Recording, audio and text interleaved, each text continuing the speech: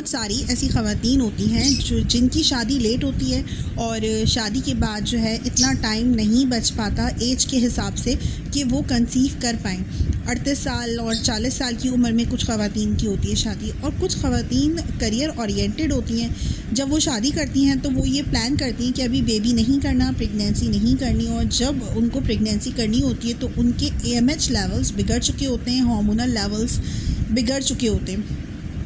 तो 40 साल की उम्र के बाद, 35 साल की उम्र के बाद अगर आप बेबी प्लान कर रही हैं तो आपको खुराक में क्या लेना है, आज के इस वीडियो में हम जानेंगे। इस चैनल पर ख़वातीन को प्रेगनेंसी इशूज़ के हवाले से, प्रेगनेंसी जर्नी के हवाले से, डिफरेंट टेस्ट के हवाले से मुकम्मल और कंप्लीट जो गाइडेंस होती है वो मैं दे रही होती हूँ। मैं हूँ डॉक्टर हिरा। प्रेगनेंसी जर्नी में जो इश्यूज़ आपको आते हैं उस के बारे में आपको इस चैनल पर गाइड कर रही होती हूँ। 40 साल के बाद जो किसी भी खातून है उसके जो हार्मोनल लेवल्स होते हैं वो बिगड़ने शुरू हो जाते हैं, डिस्टर्ब होने शुरू हो जाते हैं। ख़ास तौर से India, Bangladesh, Pakistan, Asian countries में खुराक कुछ इस तरह की है कि यहाँ पर 25 साल और 30 साल की जो लड़की होती है उसकी भी अगर हार्मोन टेस्ट करवाएं तो अक्सर लड़कियों के हार्मोन लेवल्स बिगड़े हुए होते हैं, जिसकी वजह से उनके इरेगुलर पीरियड्स होते हैं, उन्हें कंसीव करने में प्रॉब्लम हो रही होती है। PCOS का मसला होता है, और PCOS का मसला तो इतना कॉमन है कि हर 5 में से 1 लड़की को PCOS होता है।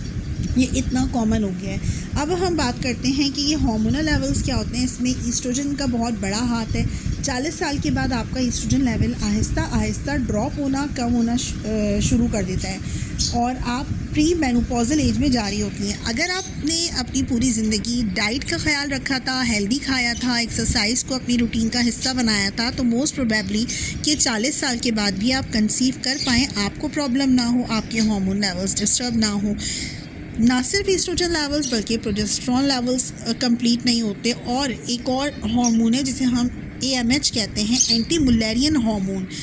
इस हार्मोन का कम होना हर खातून के अंदर देखा जाता है, क्योंकि नेचर ने जब एक बेबी गर्ल बॉर्न होती है तो नेचर ने उसकी जो ओवरी होती है उसमें फॉलिकल्स को, एग्स को सेव करके पैकेट में भेज दिया होता है। तो पूरी ज़िंदगी आप नेचुरल जो खाती हैं उससे अपने एग रिज़र्व को तो बचा सकती हैं, लेकिन ऐसा नहीं होता कि किसी खुराक खाने से आपके जो एग लेवल्स हैं, एग्स की अमाउंट है वो बढ़ जाए। हाँ, जो एग्स बचे हैं उसकी क्वालिटी को बेहतर आप बना सकते हैं। अब ये AMH लेवल्स क्या होते हैं? एंटी मुलेरियन हार्मोन ये एक ऐसा टेस्ट होता है जो ये बताता है कि आपकी ओवरी में, यानी किसी भी लड़की की, किसी भी औरत की ओवरी के अंदर कितने एग्स बचे हैं और उसके प्रेगनेंसी के चांसेस, कंसीव करने के चांसेस कितने हैं। अब जितने एग्स कम होंगे उतने चांसेस कम होंगे, ये एक जनरल कॉन्सेप्ट है। लेकिन बहुत सारी बार ऐसा भी हुआ है कि आपके सेडेंटरी लाइफस्टाइल से, पुअर फूड से, डाइटिंग अच्छी ना होने से आपकी क्वांटिटी तो ज़्यादा होती है एग्स की, लेकिन उसकी क्वालिटी इतनी ख़राब होती है कि आपकी ओवरी में से आप उनमें से किसी भी एग से कंसीव नहीं कर पा रही होती हैं, और ये अक्सर PCOS की लड़कियों में देखा गया है। तो AMH लेवल्स 40 साल के बाद बढ़ाने वाली कुछ ग़िज़ाएँ होती हैं। यहाँ पर मैं आपके साथ वो 5 ग़िज़ाएँ शेयर करना चाहूँगी कि अगर आप कंसीव करना चाहती हैं, हो सकता है कि आपके पहले बेबी हो चुके हों और अब 40 साल के बाद आप अपना दूसरा, तीसरा, चौथा, 5वां बेबी प्लान कर रही हो, तो इस वक्त आपको खाने में, ग़िज़ाओं में कौन सी ग़िज़ाइयत लेनी चाहिए उसका हम जिक्र करते हैं। इसमें सबसे पहला नाम आता है फॉलिक एसिड का। फॉलिक एसिड आपको, अगर आप कंसीव करना चाहती हैं तो प्री नेटल विटामिन के तौर पे आपकी डॉक्टर सजेस्ट करती है। डेली आपको 400 से 600 माइक्रोग्राम फॉलिक एसिड अपनी डाइट में लेना है। सप्लीमेंट्स आसानी से मार्केट्स में जो फार्मेसी होती है वहाँ पर अवेलेबल होते हैं। तो फॉलिक एसिड की टैबलेट्स अगर आप डेली लेती हैं और 90 डेज़ तक अगर आप लेती हैं तो आपके हमल में आसानी होगी, क्योंकि ये आपके ओवरऑल बॉडी को इस काबिल बनाते हैं कि वो कंसीव कर पाए।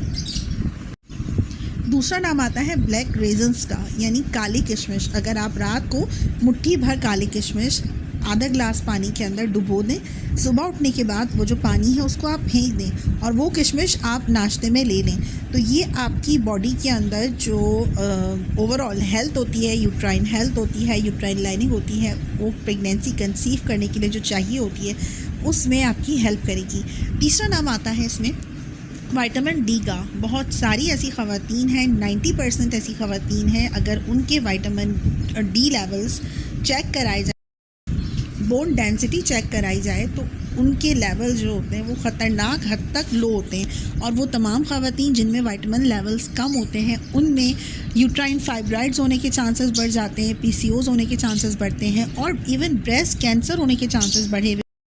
तो डेली आपको 1000 से 4000 माइक्रोग्राम विटामिन डी लेवल्स अपनी खुराक में सुबह के टाइम पर एक टैबलेट ज़रूर खानी है, और इसको आप कंटिन्यू कम से कम 2 से 3 महीने कर सकती हैं। एंड देन उसके बाद अपना विटामिन डी लेवल्स चेक कराएं, अगर ऑप्टिमम लेवल तक है तो उसको उसी वक्त स्टॉप कर दें, क्योंकि विटामिन डी लेवल्स का हद से ज़्यादा बढ़ा होना आपकी पित्ते में पथरी का रीज़न बन सकता है और मल्टीपल बीमारियों का रीज़न बन सकता है। वैसे ऑलरेडी बहुत सारी ख़वातीन के अंदर जो विटामिन डी लेवल्स हैं वो ख़तरनाक हद तक कम हुए हुए होते हैं 40 साल के बाद, और बहुत सारी ज़िम्मेदारियों को पूरा करने के बाद अगर आपकी खुराक अच्छी नहीं है तो ऑलरेडी आपके विटामिन डी लेवल्स कम होते हैं। चौथी चीज़ है जिंजर टी। अगर आप अपनी यूट्रस की हेल्थ को अच्छा करना चाहती हैं, अगर आपको फाइब्राइड्स रहे हों या एंडोमेट्रियोसिस का मसला रहा हो, तो फिर आपको कंसीव करने के चांसेस बहुत कम हो जाते हैं। अगर आप कंसीव कर भी लेंगी तो ये प्रेगनेंसी को टर्मिनेट जो होती है वो हो जाती है, यानी मिसकैरेज हो सकता है, अबॉर्शन हो सकता है। तो पहले आपको अपना एक सिंपल सा पेल्विस अल्ट्रासाउंड करवाना है, देन उसके बाद आप कंसीव करने के लिए प्लान करें।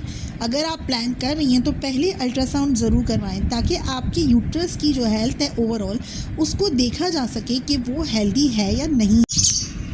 जिंजर टी का इस्तेमाल आप रात को सोने से पहले एक छोटा कप आप 1 इंच अदरक का टुकड़ा पानी में डालकर उबालें, और अगर शहद है तो आधा चमचा शहद डालकर वो आप पी लें।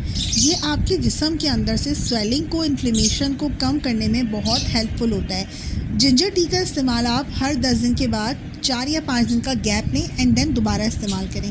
तो इस तरह क्या होगा कि आपके जिस्म में गर्मी नहीं बढ़ेगी, लेकिन ये आपके जोड़ों की हेल्थ को अच्छा करने में, जो जोड़ों में दर्द होता है, जो इन्फ्लेमेशन होती है, सोजिश होती है, एडिमा की कंडीशन होती है जिस्म में, ये उसको ओवरऑल ठीक करने में बहुत हेल्पफुल होती है। और इसमें 5वां नाम आता है, ये एक सप्लीमेंट होता है जिसे CoQ10 एंजाइम कहते हैं, यूबिक्विनॉल भी इसका नाम है। ये आप 200 से 600 मिलीग्राम डेली की डोसेज के हिसाब से आप ये सप्लीमेंट ले सकती हैं। ये आपकी बॉडी के अंदर जो ऑक्सीडेटिव स्ट्रेस होता है, यानी उम्र बढ़ने के साथ साथ सेल डैमेज का जो प्रोसीजर होता है, ये उसको कम करता है। तो यूबिक्विनॉल आप डेली एक डोज ले सकती हैं, तो ये आपको कंसीव करने में हेल्पफुल होता है। ये 5 चीज़ें अगर खुराक में आप इस्तेमाल करेंगी तो आप जल्दी कंसीव कर पाएंगी। अगर आपने